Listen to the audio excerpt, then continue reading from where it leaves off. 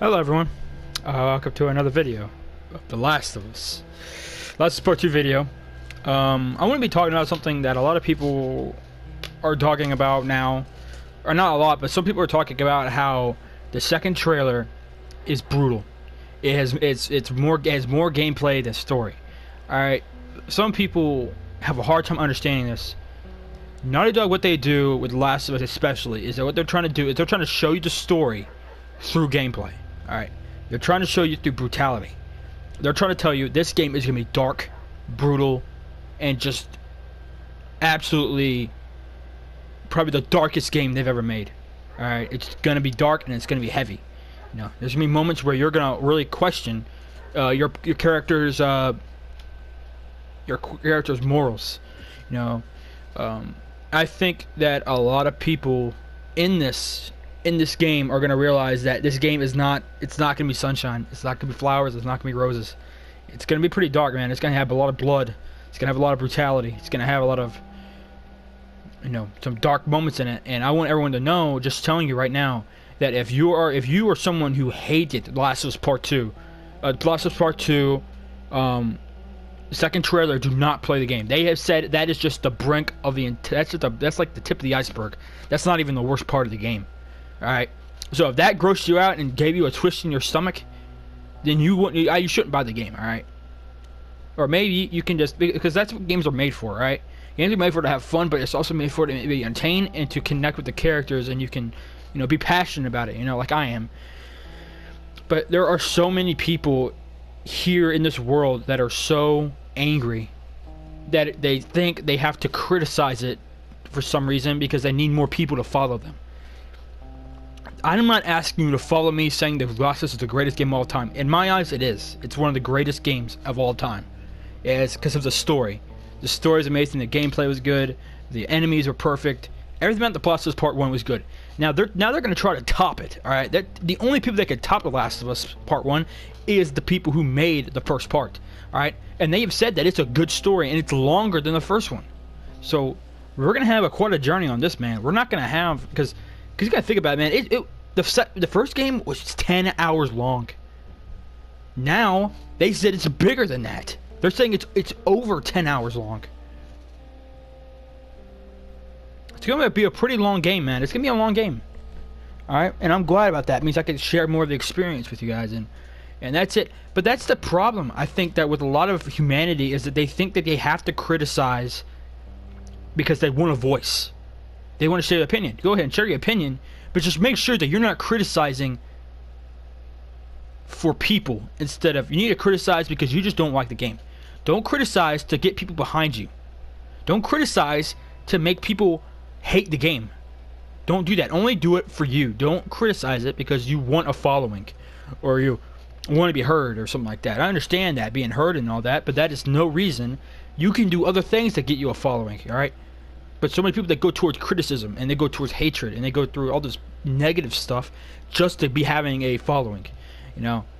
And some people are asking me, like, what does this have to do with anything? It's just, I just want you guys to understand, when The Last of Us comes out, when The Last of Us Part 2 comes out, there's going to be criticism about how dark and brutal it was. I'm telling you right now, I think it's going to be dark and brutal. I think it's going to be like that. I really do. There's no way this game is not going to be that. It's going to be some way. The first game was. The game was just brutal. But now the second one's just going to be even darker. Alright, it's going to be dark. And I just want people to understand that, you know, there are going to be characters dying in there. You know, and I feel like, you know, Naughty Dog has been really inspired by how The Walking Dead was going. The Walking Dead, a lot of characters have died, main characters. Some of them wanted out, some of them didn't, you know. If you watch The Walking Dead, I'm not going to spoil any deaths. You can go watch them on YouTube, you can, you know, go on Netflix, you can do anything, you can do whatever you want, but I'm not going to spoil it for you if you plan on watching it. But yeah, it inspires. I bet it inspires a lot of people because they're saying, oh, what happens? And I was talking to a friend of mine. He was telling me, what if Ellie dies? Okay, I know that's kind of weird, but what if she dies? What if because in The Walking Dead, the main character Rick, someone dies that he truly loves, and instead of it breaking him, it makes him even stronger. It makes him it makes him way better than he usually was. He wasn't broken. He was fully confident and motivated to killing the person that he wanted to kill the entire time. You know. So what if that did for Joel? What if Joel just got really soft on the world? What if he got really soft and he forgot about the world? What if he forgot about everything? And now they have to kill off Ellie, so for him. And I think that might be it for Ellie too. It might be vice versa, you know. In order for Ellie to really get out of this broken state, she might have to lose Joel, alright? To advance their character, okay? And I know that sounds kind of crappy, but trust me, when you see a character who's broken because he's lost, but it takes one person they lose to make them motivated. Because it's not always, when you lose someone, it isn't always about depression. It could be in different ways. But it could turn into, it's not guilt anymore. It's not depression. It's more like motivation and hatred. And I think that's what happened. I think something happened to Joel, and that it made Ellie not depressed or guilty. I think she feels hatred and motivation to kill that person. You know, something pissed off Ellie. Okay, something truly pissed her off. Okay, because I know Ellie. All right, I know my girl. All right, she would not go around killing somebody for no reason. I mean, she is going to every one of them and killing them and butchering them. The people in that house in the first trailer, I don't think they were fireflies. Okay? They did not look like fireflies. They looked like hunters or bandits or raiders. That's what they looked like. They didn't look like them. I think Ellie had a baby. I think Ellie had a kid. Or there is a male baby in this game. I'm telling you right now, there is a male baby in this game. Laura Bailey put something on her Twitter, and then Neil Druckmann commented on it, and what she said was, now this I think something about a male, this new baby is born, now he's gonna have to conquer the world. She said there's a new character in here, a boy, all right, a little kid, a baby. Ellie finds out that he's taken or even possibly killed, and she hunts down every one of them bastards and kills them. Okay, that might be why Ellie's so pissed off. All right, the first part of this video, it was talking about stuff that I want to talk. But this main video is gonna be talking out why is Ellie so mad. Okay, why is she so pissed off at someone? Why is she so much hatred? There's so many reasons why she'd be so hateful towards something. She could be hateful towards what I just said, or Joel dying, about her mom, about Tommy. It could be about anything. She could be so pissed off because she's a genuine heart. She cares, you know, she cares a lot. You know, you don't know what Ellie's so mad about. That's the only thing we really know about this. We know two things from this game, or sorry, three things. We know one thing. I'll put them on the screen. We know Ellie's in this game. Or sorry, not Ellie, but we know Ellie is pissed off or has hatred in her heart. 2, Ellie's mom is somehow into this, Anna, somehow into the story. And 3, the game's gonna be brutal and dark. That is the only thing that we really truly know. We don't know what happened to Joel. We don't know if he's dead or alive. We don't know if he's okay, if he's sad, happy, or if he is even human. You know, we don't know what he is. That's the problem. They are putting the light on Ellie because this is her story. Ellie, Joel, and it's about, last is about Joel and Ellie's journey. You know, it's all about that. But you can understand that we don't know much about Ellie, and we don't know much about Joel. I feel like both their past are gonna come in this game. They're gonna be there. Okay. All right. I think, like I said, I would like to see 20 years later. I want to play that. I want them to have a DLC in Last of Us Part 2 about about it. I want to see DLC for the Joel's past. Joel's from the time he lost Sarah to the time you could play the game in the first one. All right, I want to know what happened between those 2 times, because there had to be something really messed up happened that 2 times. Because if you go around in the story and you see certain things, like one time it was at Billstown, and she looked at a thing. She said, I didn't know this happened, or or any of this. And then there was a time where she was in suburbs. They said they never got robbed in Boston. And Joel said, oh, it happened all the time. Happened all the time, trust me. That's what Joel said. So Joel did go through some crap. He saw scavenging. He saw raiding. He probably would have saw much more than that. He has maybe had to kill people in different ways that you couldn't even possibly imagine. Like when Rick tore out that redneck's neck, literally ripped his neck off because he looked like a walker. He was like a walker, man, or a zombie when he did that. And that right there is because maybe Joel had to do that. A lot of people they put Joel and Rick together. They're two different things, and they have two different pasts. But the one thing they are is survivors. All right, they are two. The one thing they have in common is they are survivors. They will survive, but every survivor meets its end. Every one of them.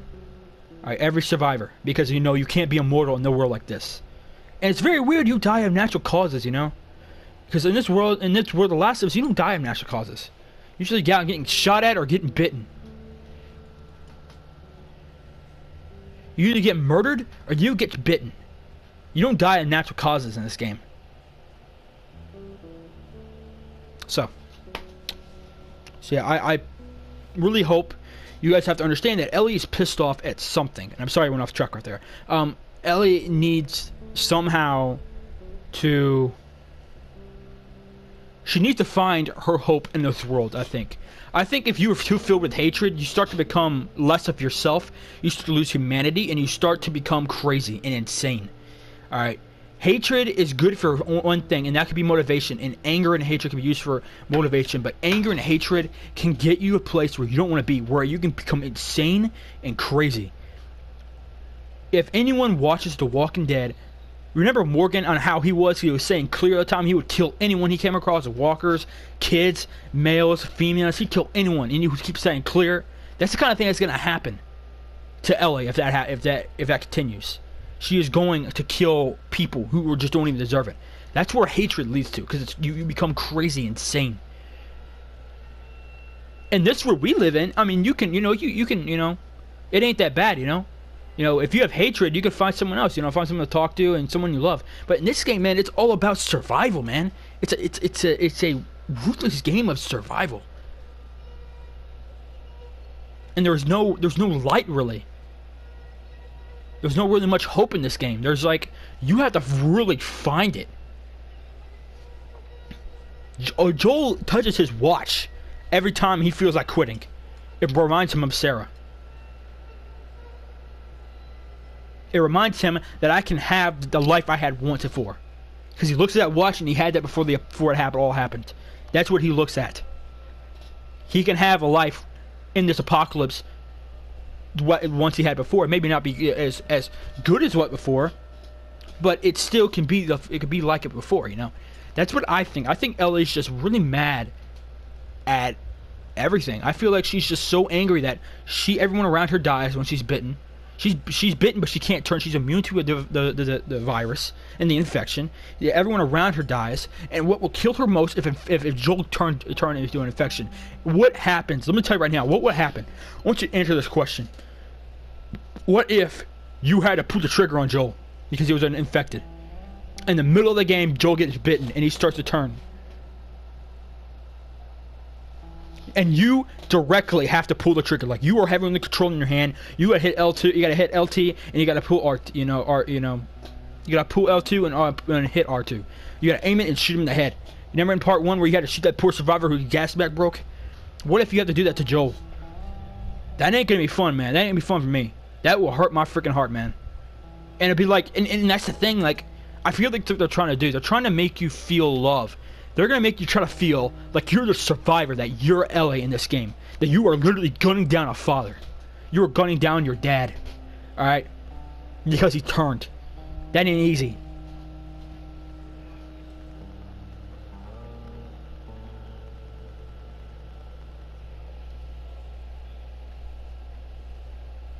So yeah. That's to be messed up, man. That would be very, very messed up if that happened. But I'll keep on going. Alright, so what else could Ellie be mad at? She could have been... her mom could have died. Joel could have died. Someone could kidnap her baby, or someone else's baby that she loves, or killed it. It could be anything. So what is one more thing? What can we find? I'm going to think of one more thing, and then I'm going to leave it up to you guys to answer the question. Alright? Alright, I'm going to find one more reason why I think Ellie's upset. What if Ellie finds out? What if Ellie finds out something about her family? Okay. That is just dark. Something that she maybe she's mad at her mom.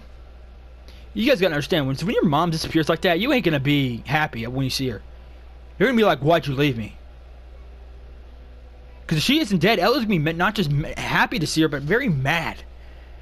Because, like, you're alive and you didn't come try to find me.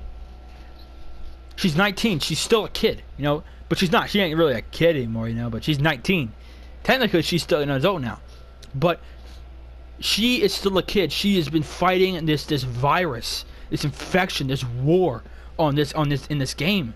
With infected, with bandits, with hunters, with fireflies, with everything. The world itself bent over. She's just so angry that's leading her. She needs something to keep her up. And I think she's just angry at herself. So she's just making an excuse to kill these people. But like I said, that's just the reason. I don't think so. I think that she's really pissed off somebody because they did something to her really bad. That's just an opinion. So what do you guys think? Why do you think Ellie is pissed off? Alright? Why do you think Ellie is so mad that it's filled with hate and anger towards a faction? She is angry at a group. She says, I'm going to kill every last one of them. That is a group. A faction. An organization. She is angry at someone. Okay. Alright guys, yeah, this is the end of this video. I just want to I want to tell you guys, I changed up my live streaming, so if you're ever questioning about it, my live stream will be next week coming up. I will do live stream Friday, Saturday, and Sunday at 8:30, not 8:30, let's say 9:30, and I'll live stream it to 9:30 to 10 or 11 o'clock. 9:30 to 11 o'clock Friday, and the same thing for Friday, Saturday, and Sunday. All right, 9:30 to 11. All right, Eastern Standard Time, 9:30 p.m. to 11 p.m. Eastern Standard Time. All right, guys, I think that's all I got. Just answer that question. Answer those few questions I asked in the video, and yeah, I'll uploading another video sometime soon tomorrow. I'm sorry for the long wait. Just know that my live stream it wasn't today because I'm changing it up a little bit. I just feel like it's like I said, I might have to change it up. But anyways, I hope you guys enjoyed this video, and if you did, subscribe, like, comment, whatever you want. If you want to play with me, just tell me. And let me tell you right now, if you guys invite me, you guys gotta tell me if you want me to invite, if you want to play, because there are certain times when I'm doing something, I'm either with a friend or I'm helping somebody with something. I could be helping someone else, with their problems in life or anything else. Just know that you just gotta tell me that, just text me. I will answer as much as I can. I'll answer as fast as I can. All right. Just be patient, be strong, endure, and survive. All right. So I'll see you guys later. And with that being said, stay classy.